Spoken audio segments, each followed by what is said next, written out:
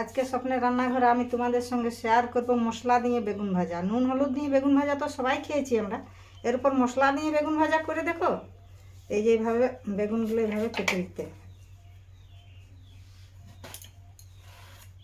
এই যে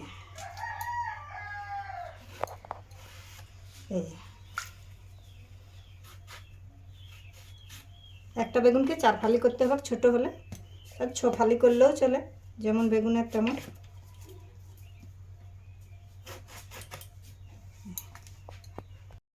বন্ধুরা আমি এইভাবে বেগুনটা কেটে নিয়েছি। বেগুনটা ধুয়ে জল থেকে ছেঁকে নেব,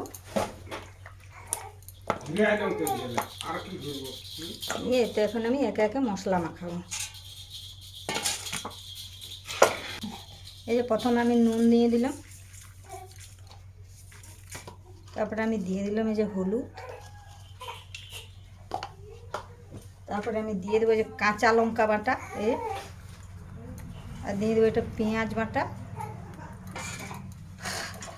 আর দিয়ে দেবো রসুন বাটা, জিরা বাটা, এটা আদা বাটা দিয়ে বেশ আমি ভালোভাবে বেগুনটা এইভাবে মেখে দেবো।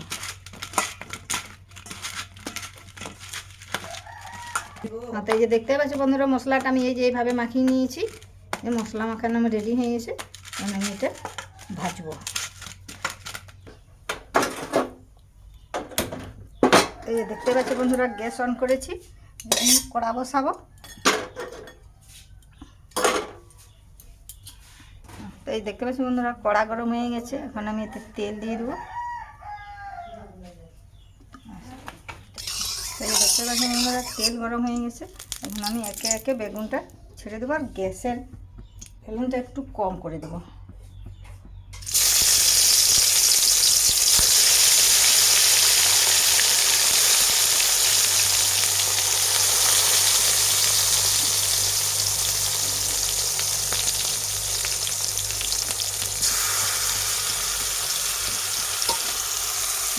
তেলটা আমি চারদিকে ঘুরিয়ে দেবো, সব কটা বেগুন থেকে যেন তেলটা পাই। দিয়ে আমি একটু ঢাকা দিয়ে দেবো। দেখতেই পাচ্ছ বন্ধুরা, মশলা দিয়ে বেগুন ভাজা কি সুন্দর হয়েছে। আমরা তো নুন হলুদ মাখিয়ে তো বেগুন ভাজি, এটা তো মশলা দিয়ে আমি বেগুন ভেজেছি। দেখো কি সুন্দর হয়েছে, আর খেতেও খুব সুন্দর। তো চাইলে তোমরাও বাড়িতে এইভাবে করে খাবে, আর পারলে আমাকে একটা লাইক একটা সাবস্ক্রাইব করে দেবে।